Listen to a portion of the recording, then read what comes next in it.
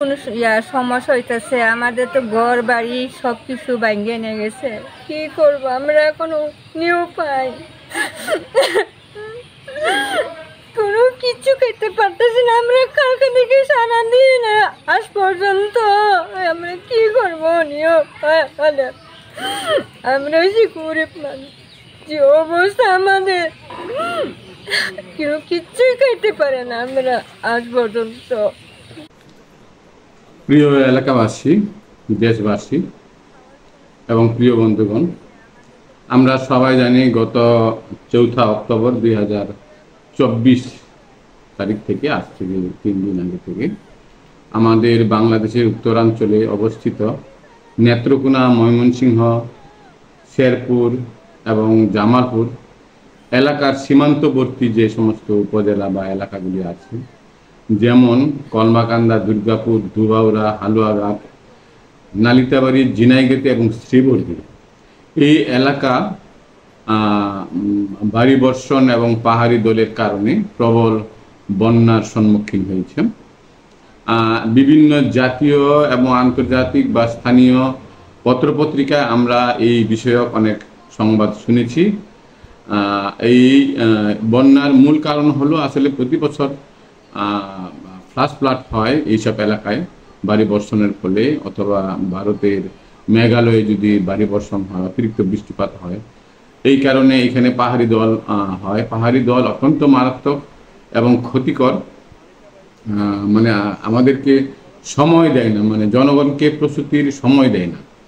তো এই সময়ে ব্যাপকভাবে ক্ষয়ক্ষতি হয়, রাস্তাঘাটের ক্ষয়ক্ষতি হয়, জানমালের ক্ষয়ক্ষতি হয়, ঘর বাড়ির ক্ষয়ক্ষতি হয়, আপনার ব্যাপক গবাদি পশু পাখির ক্ষতি হয়, জমির ধানের ফসল নষ্ট হয়, আমরা সবাই জানি। তো এই কয়দিনে আমাদের কারিতাস ময়মনসিংহ এখানে এই সব এলাকায় কাজ করে তাদের অনুসন্ধানী দলের কিছু সংক্ষিপ্ত প্রতিবেদন আছে আমার হাতে। আমি এখন একটু আপনাদের অবগতির জন্য জানাতে চাই। যেমন শেরপুর এবং ময়মনসিংহ জেলার 5টি উপজেলার অধীনে 21টি ইউনিয়নের 198টি গ্রামে 6515টি পরিবারের মোট 24,340 জন মানুষ ক্ষতিগ্রস্তের সম্মুখীন হয়েছে। আসলে ব্যাপকভাবে ক্ষতিগ্রস্ত হয়েছে, সমস্ত এলাকার মানুষই ক্ষতিগ্রস্ত হয়েছে। কমপক্ষে 3,500টি বাড়ি ক্ষতিগ্রস্ত হয়েছে এই বন্যায়, যার মধ্যে 3,000 পরিবার সম্পূর্ণভাবে মানে বাড়িঘর ভেঙে গেছে এবং ক্ষতিগ্রস্ত হয়েছে। আর পার্সিয়ালি প্রতিটি পরিবার কিন্তু ক্ষতিগ্রস্ত হয়েছে। বন্যার কারণে 78 কিলোমিটারের চেয়ে বেশি রাস্তা, প্রায় 100 কিলোমিটারের মতো রাস্তা প্লাবিত হয়েছে এবং বিভিন্ন জায়গায় ভাঙন সৃষ্টি হয়েছে, রাস্তাঘাট ভেঙে গেছে। আপনারা সবাই জানেন যে শেরপুর এলাকায় ব্যাপকভাবে বর্ডার এলাকাগুলিতে রাস্তাঘাট উন্নয়ন করা হয়েছিল। সেই উন্নয়ন করা রাস্তাঘাটগুলি ভেঙে গেছে বিভিন্ন জায়গায় পাহাড়ি দলের কারণে। আর পানীয় জলের যে অবস্থা, যে 14,000 টিউবওয়েল কোনো না কোনোভাবে মানে ক্ষতিগ্রস্ত হয়েছে, সম্পূর্ণভাবে পানি খাওয়ার অনুপযুক্ত হয়ে পড়েছে।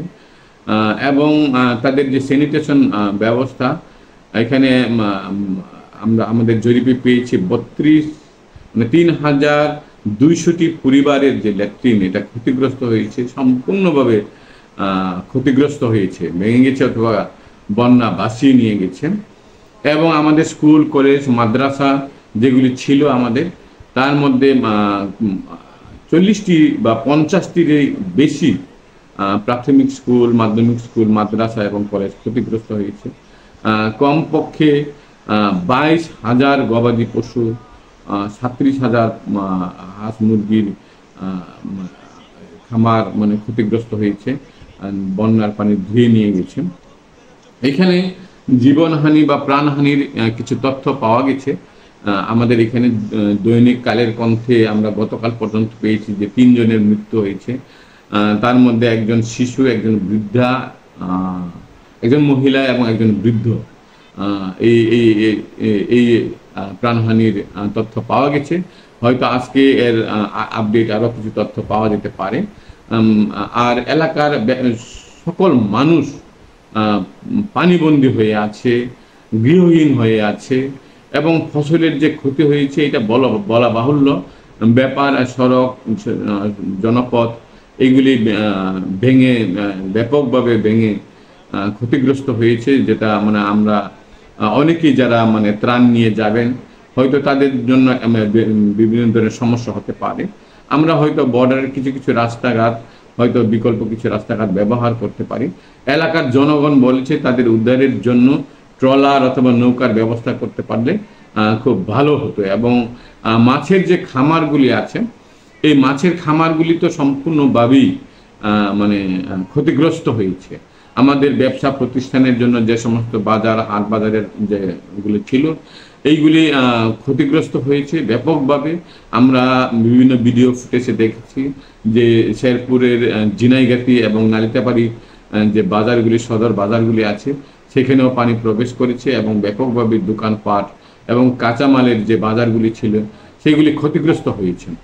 এবং এখানে বলা যায় যে শেরপুরের মহারুষি, চেল্লাখালী নদী এবং দুবাউরার বুগাই নদী এবং দুর্গাপুরের সোমেশ্বরী এবং দুবাউরার নিতাই নদীর যে পানি, এটা বিপদ সীমার উপর দিয়ে প্রবাহিত হচ্ছিল গতকাল পর্যন্ত। আজকে হয়তো আর আপডেট কিছু খবর পাওয়া যাবে। আর নেত্রকোনায় বিশেষভাবে উদ্দাখালী, গণেশ্বরী, মহাদেও, বাখলা, মঙ্গলেশ্বরী এবং বৈথাখালী নদী, এইগুলি পানিগুলি বিপদ সীমার উপরে প্রবাহিত হচ্ছে। এখানে সরকারিভাবে তাৎক্ষণিক বিভিন্ন ধরনের পদক্ষেপ গ্রহণ করা হয়েছে। রিলিফ হয়তো দেওয়া হচ্ছে, ইমার্জেন্সি রেসপন্স হিসাবে আমাদের কিছু ত্রাণ, হয়তো খাবার সামগ্রী, কিছু আরও কিছু নিরাপত্তার সামগ্রীগুলি বিতরণ করা হচ্ছে। কিন্তু এইগুলি আসলে যত সামান্য, উদ্ধার কাজও চলছে। উদ্ধার কাজ ব্যাপকভাবে হয়তো সম্ভব হচ্ছে না, তারপরে উদ্ধার কাজগুলি মানে চলছে। বন্যা পরিস্থিতি পর্যবেক্ষণ করা হচ্ছে সরকারি বেসরকারি বিভিন্ন প্রতিষ্ঠানের মাধ্যমে। তো আমি বলতে চাই যে এই জাতির এই ক্রান্তিলগ্ন এলাকার এই বিপদে আমাদের সবারই এগিয়ে আসা উচিত। ব্যক্তিগতভাবে হোক, পারিবারিকভাবে হোক, যদি কোনো ধনাঢ্য ব্যবসায়ী বা ব্যক্তি থাকে, অথবা সমিতিগতভাবে হোক, প্রতিষ্ঠানগতভাবে হোক, আমাদের সবার এগিয়ে আসা উচিত। আমাদের বন্যা দুর্দশাগ্রস্ত মানুষের পাশে দাঁড়ানো উচিত, তাদেরকে সহায়তা করা উচিত এবং তারা যেন এই ক্ষতি পুষিয়ে উঠতে পারে সেটা চিন্তা করা উচিত। প্রথমত আমাদের ইমার্জেন্সি রেসপন্স হিসাবে হয়তো ত্রাণ বিতরণ করা উচিত। পরবর্তীতে তাদের পুনর্বাসনের বিষয়েও সদয় বিবেচনা করা উচিত। আমরা এখন কিছু মিডিয়াতে, সোশ্যাল মিডিয়াতে যে সমস্ত বিষয়গুলি আসছে সেগুলি একটু দেখতে চাই। ভাই, শেরপুরে যে সবচেয়ে ভয়াবহ বন্যা হচ্ছে, আপনারা কি সেটা জানেন? ইতিমধ্যে পানিতে তলিয়ে গেছে 113টা গ্রাম, অথচ তেমন কাউকে দেখছি না এটা নিয়ে ফেসবুকে পোস্ট করতে। কিন্তু যে ভয়াবহ খারাপ তারা সেটা জানেই না। বাঙালিরা যে অঞ্চল ভেদে বন্যার্তদের সাহায্য করে সেটা তো জানতাম না। আল্লাহ তুমি শেরপুরবাসীদের রক্ষা করো। খাওয়ার কোনো সমস্যা হইতেছে, আমাদের তো ঘর বাড়ি সব কিছু ভাঙিয়ে নিয়ে গেছে। কি করব আমরা, এখনো নিউ পাই, কোনো কিছু খেতে পারতেছি না। আমরা কালকে থেকে সারাদিন আজ পর্যন্ত আমরা কি করবো নিও, আমরা ওই গরিব মানুষ, যে অবস্থা আমাদের, কেউ কিচ্ছুই খাইতে পারে না আমরা আজ পর্যন্ত।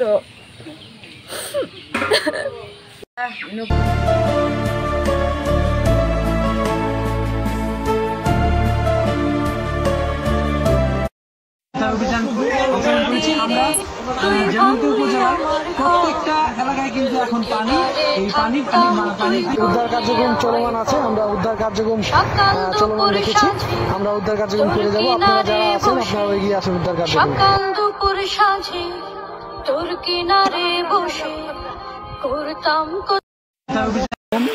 প্রিয় দর্শকবাসী, আমাদের শেরপুর জেলার নালিতাবাড়ি থানা পলাশপার ইউনিয়নের পাঁচগাঁও গ্রামের পাঁচগাঁও বাজারের উত্তর পাশে রাস্তা একদম পানিতে ভরপুর।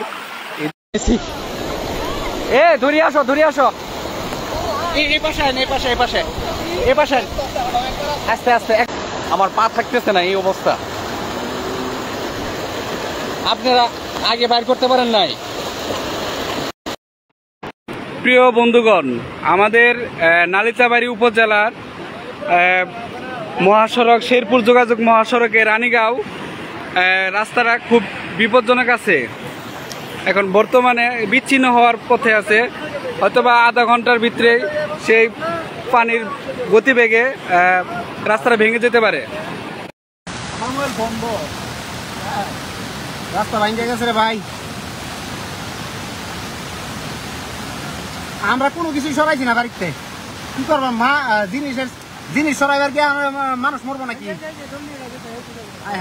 বিসমিল্লাহির রহমানির রহিম। আমি শাহিন মিয়া, বিএসপি। প্রতিকূল একটা পরিস্থিতি নিয়ে কথা বলতে চাচ্ছি। ঝিনাইগাতি উপজেলার নলকুড়া ইউনিয়নের ফাকরাবাদ গ্রামে, এবং গতকাল যখন আমরা এখানে সন্ধ্যায় এসে পৌঁছানোর পর যেহেতু রোজা ছিলাম, আমরা ইফতার করি। ইফতার করার পরে পুরো পরিবার খাবার দাবার খেয়ে একসঙ্গে রাতের বেলা আমরা ঘুমোতে যাই, এবং সারা রাত মুষলধারে বৃষ্টি হয়। অনেক দিন পর গ্রামে এসে এই টিনের চালে টুপুর টুপুর বৃষ্টির আওয়াজ পেয়ে অনেকটাই বিনোদন উপভোগ করলেও সকালবেলা যখন ঘুম থেকে ওঠার পর আমরা লক্ষ্য করতে থাকি, এর খুব বেশি না কাছেই মহারশী নদী। সেই নদীর ধারের কিছু লোকজন কুলে করে ছাগল বা মুরগি যার যেটা ছিল সেগুলো নিয়ে রাস্তার দিকে আসতেছিল। ওই মানুষগুলোর এই অবস্থা লক্ষ্য করে আমরা রুম থেকে বের হই। বের হওয়ার পর দেখি যে পানি আসতেছে এদিকে, এবং এটা হলো 8টার দিকে। এই আধা ঘন্টার সময়ের মধ্যেই দেখলাম মানুষজন হাতে যে মুরগি ছাগল ছিল এগুলো ছেড়ে দিয়ে নিজেকে রক্ষা করার জন্য দৌড়িয়ে এদিকে আসতেছে রাস্তার দিকে। আসসালামু আলাইকুম। ময়মনসিংহের ধোবাউড়া উপজেলার গুশগাঁও ইউনিয়নের এটা হচ্ছে গুশগাঁও গ্রাম। এটা হচ্ছে আপনারা অনেকে এই জায়গাটা চিনেন, গুশগাঁও চৌরাস্তা, হসপিটাল সংলগ্ন যে চৌরাস্তাটা আছে গুশগাঁও, এই চৌরাস্তা অলরেডি পানি চৌরাস্তা পর্যন্ত চলে এসেছে। যে কোনো সময় এই নেতাই নদীর বাঁধ ভেঙে পানি লোকালয়ে প্রবেশ করতে পারে। জীবনে কল্পনা করিনি এমন পানির সম্মুখীন হব আজকে। আসলে আমরা হতবাক, কারণ মুখে মুখে শুনেছি 88-র বন্যা, কিন্তু কখনো দেখিনি। আজকেই প্রথম 2024 সালে 4 অক্টোবর আমি আমার গ্রামের উঠানের পানিতে উঠানে হাঁটু পানি দেখছি।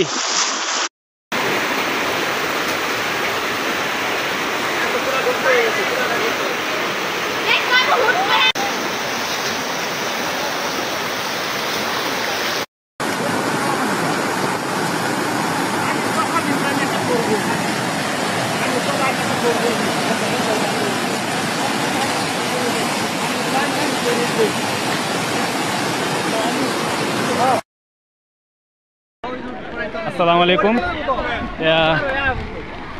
আপনাদেরকে দেখাই আমাদের এখানে বন্যা পরিস্থিতি খুবই ভয়াবহ। যদি পারেন শেরপুর জেলা বা নালিতাবাড়ি উপজেলা এদিকে ঝিনাইগাতিতে কারো যদি ভোট থাকে তাহলে ভোট নিয়ে একটু সহযোগিতা করেন। আমাদের এখানে ফায়ার সার্ভিসের লোক আসছে, যতটুকু সম্ভব তারা কাজ করতেছে।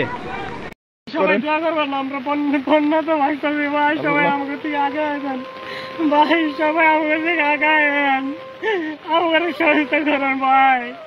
আমার দিকে কোনো সুবিধা নাই, একটা নৌকা নাই, একটা স্পিড নাই ভাই, আমরা গ্রাম ডুবে গেছে ভাই। ভাই আমার সহায়তা করেন ভাই। একজন বাবা তার সন্তানকে কাঁধে করে ওই যে দেখতে পাচ্ছেন ছেলেকে কাঁধে করে নিয়ে আসতেছে। কি একটা অবস্থা, আমি আসলে চোখের পানি ধরে রাখতে পারতেছি না। প্লিজ আপনারা সবাই সবার পাশে দাঁড়ান। এই যে উনি বাংশে আর ঘর বাংশে। আমরা যেমনটি উপজেলার প্রত্যেকটা এলাকায় কিন্তু এখন পানি, এই পানি উদ্ধার কার্যক্রম চলে।